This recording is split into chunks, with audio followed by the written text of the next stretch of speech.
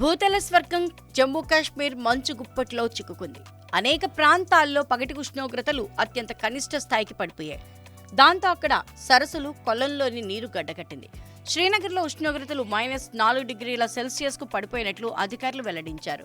తాజాగా జమ్మూ కాశ్మీర్లోని దాల్ సరస్సు పూర్తిగా గడ్డకట్టుకుపోయింది. అది చూసి స్థానికులు, పర్యాటకులు తెగ మురిసిపోతున్నారు.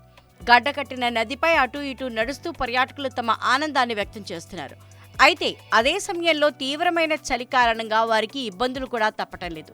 దక్షిణ కాశ్మీర్లోని అనంతనాగ్ జిల్లాలో గల పహల్గాంలో కూడా ఉష్ణోగ్రతలు -5.7 సెల్సియస్కు పడిపోయాయి.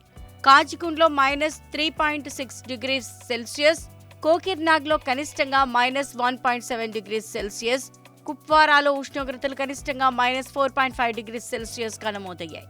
మరోవైపు ఉత్తర భారతదేశాన్ని చలిగాలులు వణికిస్తున్నాయి. ఢిల్లీలో దట్టమైన పొగమంచు కమ్ముకుంది. పంజాబ్, హర్యానా రాష్ట్రాల్లో జనవరి 5వ తేదీ వరకు చలిగాలులు వీస్తాయని వాతావరణ శాఖ అధికారులు స్పష్టం చేశారు.